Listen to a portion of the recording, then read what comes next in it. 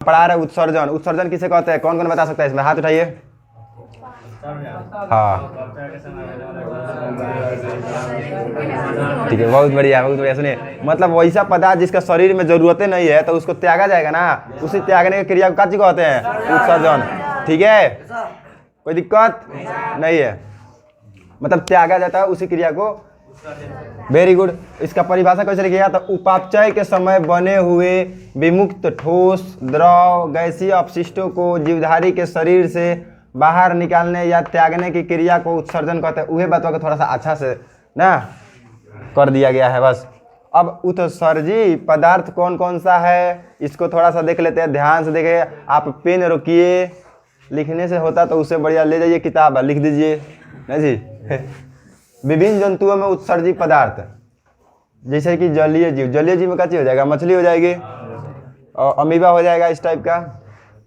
तो उसमें क्या चीज त्यागा जाता है, तो अमोनिया, मुख्य रूप से अमोनिया त्यागा जाता है। अमोनिया का सूत्र ये तो पहले याद करा गया है, तो इससे हो गया दिमाग में। जलीय जीव में अमोनिया त्यागा जाता है। और केचुआ, मेढक, स्तनधारी। केचुआ तो समझ रहे हैं ना, चेरा। मेढक मतलब बेंग। स्तनधारी का मतलब क्या होता है, नहीं, कहने का मतलब हर वो जीव जो दूध पी के बड़ा हुआ है, वो जैसे इंसान हो गया या कुत्ता हो गया या बिल्ली, ये सब क्या चीज़ है, स्तनधारी है। समझ रहा है ना।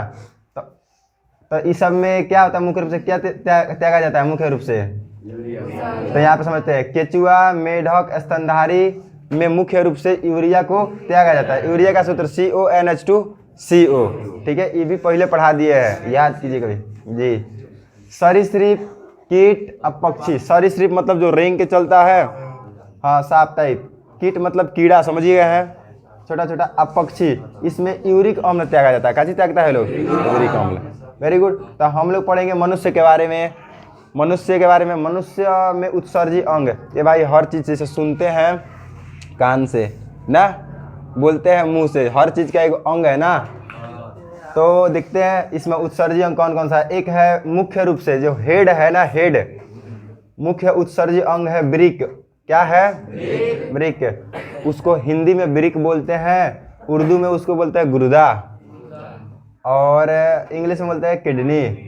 यही त्याग करता है किस चीज़ का, यूरिन का। यूरिन का मतलब मूत्र का त्याग कहाँ से होता है, ब्रिक से। अब कैसे कैसे होता है ना, इसमें बहुत कन्फ्यूजन चीज़ है, लोग कितना पढ़ेंगे गलत कर देंगे। तो यहाँ पे आइए और सब चीज़ सब दूर हो जाएगा कन्फ्यूजन। त्वचा से भी त्यागा जाता है। त्वचा मतलब चमड़ा। पसीना, पसीना त्वचा से ना त्यागा जाता है। तो उत्सर्जी अंग हो जाएगा त्वचा, उत्सर्जी पदार्थ हो जाएगा पसीना। Okay, very good. अब आता है यकृत। क्या चीज, यकृत। यकृत तो हम लोग पढ़ लिए हैं, उसको बोलते हैं लीवर। ठीक है, तो उससे क्या निकलता है, यूरिया निकलता है। एक बात बताइए, यूरिया अब बाइल पिगमेंट उससे निकलता है, त्याग दिया जाता है। फिर आइए फेफड़ा। तो फेफड़ा से क्या चीज़ हम लोग छोड़ते हैं, CO2 तो पहले ही पढ़ लिए। और आइए जलवाष्प, क्या चीज़, ठंडा के दिन में समझते हैं ना, भाप निकलता है तो कहाँ से निकलता है, त्वचा से निकलता है, मतलब मुख्य रूप से फेफड़ा से निकलता है। अब बड़ी आंत से अवशेषी पदार्थ, जितना अवशेषी पदार्थ है वो बड़ी आंत से त्याग दिया जाता है। ठीक है, अब आगे बढ़ते हैं। इसमें भी हम पढ़ेंगे किसको, ब्रिक को। ब्रिक यानी कि गुर्दा यानी कि किडनी। इसके बारे में देख लीजिए थोड़ा सा, सबको पता ही है, जो रिवीजन है तो रिवीजन टाइप ना होगा। ओह, इस सेम के बीज के समान होता है, सेम के बीज इस तरह से होता है। ये किडनी है, देख लो यही किडनी है, यहाँ पे होता है। जो रीढ़ का जो हड्डी है कशेरुकी, तो हाँ एक होता है इस साइड में, एक होता है इस साइड में, अगर पीछे से हम बताए तो, नहीं तो इधर होता है। ठीक है, पेट में कहाँ होता है, और एक होता है, दोनों साइड में होता है, सेम के बिया जैसा होता है। ठीक है, और इसका आकार क्या होता है, तो आकार देखिए इसका लंबाई 11 सेंटीमीटर होता है। 11 सेंटीमीटर कितना मतलब मार करवा, इतना लगभग। चौड़ाई होता है 6 सेंटीमीटर और ऊंचाई होता है 3 सेंटीमीटर। ठीक है, हम देखें इसको तो बोलेगा कैसे ओरिजिनल। एक दोस्त रहता है कंपाउंडर यहाँ पे, पूनम सिन्हा के जो लड़का है ना उनके यहाँ, तो उस से वीडियो कॉल बात करता था हमसे, तो देखा था, देख भाई, तो निकाल के रखा था, मतलब वो बोल रहा था कि देखो किड निकाल कर रखा, नहीं तो फोटो भेजा मेरे पास। ये देखिए ये डॉक्टर साहब ये कर रहे हैं किडनी, होता है उस सबका काम। अब हृदय में घुस के चीर फाड़ हो जाता है, वो तो किडनी है, साइडे में अलगे है, तो ये बड़ी हार्ड दिखता है भाई। अब पता है जी, ये मान लो ये किडनी है, ठीक है, कौगो रहता है किडनी? देखो, अगर एगो नहीं रहे तो एगो से आदमी जी सकता है? हाँ जी सकता है। एगो कान ना रही तो ना सुनाई। अगर एक आंख नहीं रहे तो दिखाई देगा कि नहीं देगा? तो उसी तरह से 2 किडनी है ना, इसका मतलब एक खराब हो जाएगा तो एक रहेगा, ठीक है जी। और जो ज़्यादा शराब पिएगा तो हाँ, तो पता है जी ऐसा थोड़े एगो खराब होगा तो एगो खराब होगा, दोनों तनी खराब होता है, ठीक है। तो या फिर जो भी सब सिगरेट उगरेट नशा करता है, ये सब चीज़ डैमेज होता है। चलिए इधर आइए, रीनल धमनिया, ये सब रहता कहाँ है? सब खाते हैं, ब्लड में मिल जाता है ना, तो ब्लड ना, मतलब ब्लड को मान के चलिए, उसको तो शुद्ध ब्लड चाहिए, और जितना एक्स्ट्रा चीज़ है तो वो काची करेगा भाई, इसको कहा जाए कहाँ पे सफाई करे, सफाई होना चाहिए ना, तो वो ले जाता है कहाँ पे? किडनी में, और किडनी में जो भी एक्स्ट्रा है उसको हटा देता है। आता किस रास्ते से? रीनल धमनी से घुसेगा, उसका भी दरवाजा है, रीनल धमनी से घुसेगा किडनी में, और वहाँ पे साफ सुफ कर देगा, हटो हटो हटो, अब फ्रेश हो जाएगा ना, तो किधर से निकलेगा? निकल जाएगा, खत्म। और उसके बाद में मान के चलिए जो एक्स्ट्रा पदार्थ निकला है, एक्स्ट्रा जो गंदगी निकला है, उसको दूसरे रास्ते से भेज देता है, यूरेटर से। किस चीज़ से? यूरेटर से। यहाँ से हम इधर आते हैं, किडनी यानी कि यकृत का कार्यात्मक इकाई कौन है? नेफ्रॉन। इसका मतलब क्या होता है कि मेन चीज़ वही है, किडनी में मेन चीज़ क्या है? नेफ्रॉन। जिस तरह से हम मस्तिष्क में पढ़े थे तंत्रिका तंत्र में, उसका इकाई क्या है? न्यूरॉन। इसमें कौन है? नेफ्रॉन। और इसमें बहुत सारा नेफ्रॉन है, 10 से 12 लाख नेफ्रॉन है, 10 से 12 लाख नेफ्रॉन पाया जाता है किडनी में, ठीक है भाई। और लोग बोलता है ना पत्थर हो गई बा, होता भी है, एगो मैम के हो गई बा, वो रेस्ट में है बेचारी, स्टोन हो जाता है तो क्या होता है? कैल्शियम ऑक्जेलेट, कैल्शियम ऑक्जेलेट बन जाता है, उसी को लोग बोलता है पत्थर है, ठीक है। आगे ये क्या है? इसका कार्यात्मक इकाई क्या है? नेफ्रॉन है, ये मेन चीज़ है, ठीक है, यही मेन है उसमें। स्कूल में मेन क्या है? स्टूडेंट है कि मास्टर है? खाली 7 मास्टर आके पढ़ा लियो, स्टूडेंट मेन है, ठीक है। वो चाहे पक्का में पढ़े या भुइया पढ़े या मड़ई में पढ़े, बगीचा में पढ़े, स्टूडेंटे न रहेगा। उसी तरह इसमें नेफ्रॉन रहता है। अच्छा, इसके अध्ययन को बोलते हैं नेफ्रोलॉजी, अब मस्तिष्क वाला बोलते हैं न्यूरोलॉजी, ये है नेफ्रोलॉजी, परीक्षा में आता है जी। आज जो अध्ययन करता है उसको बोलते हैं नेफ्रोलॉजिस्ट। क्या बोलते हैं? इधर जो बात हम लिखे समझ में आ गया? Very good. देखिए, यकृत में निर्माण होता है अमोनिया का, किस चीज का? जो हार्ड खतरनाक है, एकदम जहर है, क्या है? अमोनिया जो है जहर है। तो यकृत से वो आएगा किडनी में, किधर? किडनी में इसलिए आएगा, मान के चले कौन आदमी खिसियाइल बात हो करे मना ला, कुछ चाहिए कि ना चाहिए, तो उसका जहर कम कर देता है किडनी, और जहर कम करके बदल देता है यूरिया में। किस चीज में? जहर तो जहरे है, जहर तो लेकिन थोड़ा सा कम है, तो उस शांत हुआ है, ध्यान से समझ में आ रहा है। अमोनिया कहाँ बनता है? यकृत मतलब लीवर में। तो उसको, उसका थोड़ा सा जो जहर है उसका कम करने के लिए भेज दिया जाता है किडनी में, ठीक है। अब किडनी में वो आएगा तो शांत हो जाएगा, तो क्या बन जाएगा? यूरिया। यो जहर है, खतरनाक है। तो उस शांत कौन आदमी, जहर है तो जहर है ना जी, यही तो बता रहे हम। तो थोड़ा देर के लिए शांत रहेगा, ज़्यादा नहीं, 2-3 घंटा तक यूरिया रहेगा। अगर उसको बाहर निकाल दिए तो ठीक है, नहीं तो फिर से क्या बन जाएगा? अमोनिया। क्या हो जाएगा? अमोनिया, अमोनिया बन जाएगा, ठीक है। ये समझ में आ गया। इधर देखिए, चलते हैं इधर, पहले आ जाता है तो फिर बताते हैं इधर से। ये है हमारा किडनी, मतलब हमारा नहीं, मनुष्य का। तो इसमें देखिए एक लाल दिख रहा है, एक ब्लू दिख रहा है ना, इसी को बोलते हैं किडनी। ये सेम के बीज जैसा दिख रहा है ना, कोई दिक्कत नहीं है। जो किडनी का जो ऊपरी हिस्सा होता है ना, उसको बोलते हैं एड्रेनल कॉर्टेक्स। क्या बोलते हैं? Adrenal cortex. इसका क्या कार्य हम बताते हैं। और जिस आवरण के अंदर रहता है, ऊपरी जो जिस झिल्ली के अंदर रहता है, उस झिल्ली को बोलते हैं, क्या चीज लिखे हैं, पेरिटोनियम। किडनी के ऊपर जो झिल्ली होता है उस झिल्ली को बोलते हैं पेरिटोनियम। मस्तिष्क के ऊपर जो झिल्ली होता है, मेनिंजेस बोले थे आवरण, तो इसका भी एक आवरण होता है, उसको बोलते हैं पेरिटोनियम। कोई दिक्कत? ये पूछता है परीक्षा में, पेरिटोनियम झिल्ली पाया जाता है कहाँ, किडनी में, मस्तिष्क में, कहाँ पे, किडनी में। और इसका जो ऊपर वाला भाग है उसको कॉर्टेक्स बोलते हैं। बात बताइए, किडनी के ऊपर वाले हिस्से को कॉर्टेक्स, अंदर वाले हिस्से को, भीतरी हिस्से को, बाहरी हिस्से को, उसके आवरण को, कोई दिक्कत नहीं है। आई ऊपर वाला एक पाया जाता है, इसका कार्य है बताएंगे। और इसके देखिए दोनों के बीच में, कॉर्टेक्स और मेडुला के बीच में एक तंतुनुमा होता है, आकार पाया जाता है, जिसको बोलेंगे पिरामिड। और देख रहा है काला काला, पिरामिड। क्या बोलेंगे? पिरामिड। हम यहाँ पे जो समझे हैं ना, उस समझ में, उसको अच्छा समझने के लिए ये बढ़िया का चित्र में आते हैं और समझाते हैं। मान के चलिए ब्लड आता है ना, आप सबको पता ही है कि लाल जो होता है उधमनी होता है, अधमनी से कौन रक्त आता है? शुद्ध रक्त आता है, ठीक है। तो ठीक है, और सीरा से कौन रक्त आता है? अशुद्ध रक्त। मान के चलिए यहाँ पे समझने के लिए कि सीरा से अशुद्ध रक्त आया, शुद्ध अशुद्ध, यहाँ पे शुद्ध होने कोई नहीं आया है, पर छनने आया है। और रक्त का शुद्धिकरण कहाँ पे होता है? गौतम, रक्त का शुद्धिकरण फेफड़ा में होता है। ऑक्सीजन मिलेगा तबे शुद्ध कहाएगा, यहाँ पे क्षमता है। क्या होता है?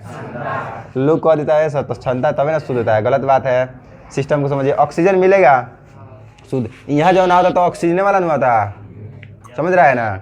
यहाँ पे क्या चीज़ होता है? यहाँ पे एक्स्ट्रा ग्लूकोज हो गया, यूरिया हो गया है ना, ज़्यादा नमक हो गया है, साल्ट हो गया है, वो छनेगा, एक्स्ट्रा चीज़ छनेगा, वो चीज़ छनेगा जिसको आपको त्याग देना है।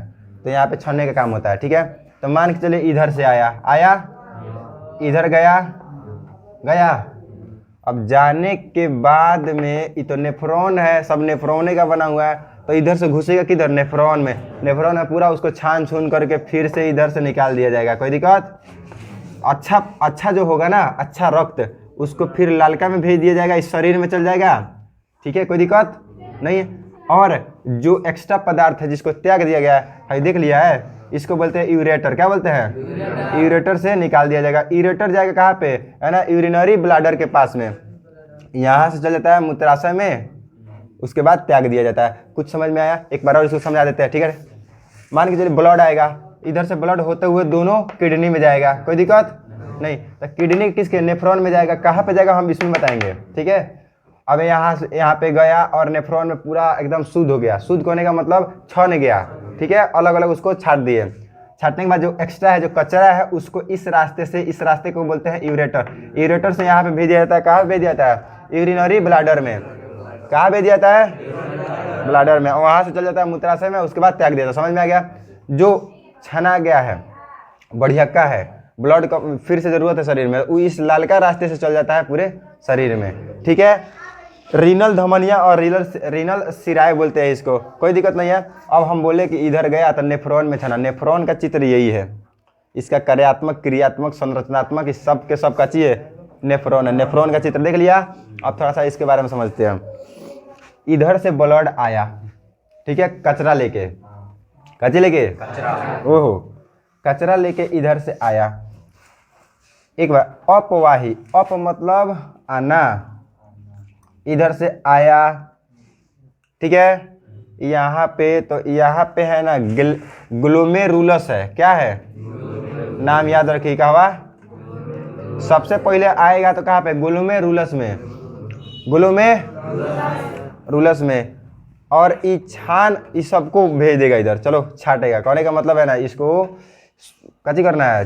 चुनना है, छानना है। तो रक्त से एकदम अलग कर देगा सबको। हटो, भागो। रक्त से सबको क्या करेगा? अलग कर देगा। यहीं से अलग कर देगा, रक्त से सबको अलग कर देगा। किसको? सबको अलग कर देगा। अलग करके आगे भेज देगा कुंडलित, क्या चाहिए? कुंडलित नलिका में। कोई दिक्कत? कौन अलग करता है? ग्लोमेरुलस। ग्लोमेरुलस रक्त में जितना एक्स्ट्रा पदार्थ है उसको क्या करता है? कहाँ पाता है? नेफ्रॉन में। नेफ्रॉन कहाँ पाता है? किडनी में। अंदर घुसे हैं, ध्यान से देखिए। जो सिर्फ रक्त बचता है ना, सिर्फ रक्त बचता है, उसको कहाँ निकाल देता है, बाहर, अभिवाही धमनिया द्वारा बाहर, यही तो बोले ना बाहर निकलता है, जो शुद्ध है उसको बाहर कर देगा। एक बात बताइए, ये जब अलग करता है ना, ये इधर से अलग जाएगा ना तो त्यागने के क्रम में जा रहा है, ठीक है, होते हुए ही बाहर निकल जाएगा। तो जब अलग करता है तो बढ़िया का चीज़ भी अलग कर देता है, जो ब्लड को चाहिए। मान के चलिए हम गए हैं, ठीक है, साथ में मेरा दोस्त गया है, अब वहीं पे गया किसी फंक्शन में, अब वो लोग अलग कर रहा है, तो मेरा तो हमें तो पहचान लिया है, तो अपना आदमी है, ठीक है भाई चलो। और उसके बाद में वो काजी करेगा, सबको हटा देगा, ठीक है, सबको हटा देगा, मेरे साथ होगा, तो मेरे साथ मेरे दोस्तों को ना हटा देगा।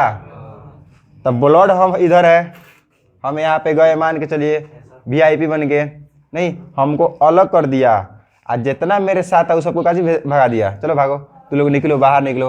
एक बात बताइए, मेरा दोस्त तो उसी में चल गया है, अंदर चल गया है ना, इस तरह से होता है। तो आगे जाएगा ना, तो यहाँ पे बोमेन संपुट दिख रहा है, कहीं पे नहीं दिख रहा है, यहाँ पे बोमेन संपुट, ये यहाँ से कहता है अरे अरे अरे वो तो उसका आदमी है, इस सर के आदमी है, तो इसको भेज दो। मान के चलिए ब्लड आया और इसमें ग्लूकोजे को छाट दिया है, इसका काम है छाटना, कि ब्लड के अलग कर, एक नहीं कचरा के हटाओ सब, तो कचरा के साफ करते करते अच्छा चीज़ को काज करता है, हटा देता है, छान देता है, बाहर निकलो बाहर निकलो।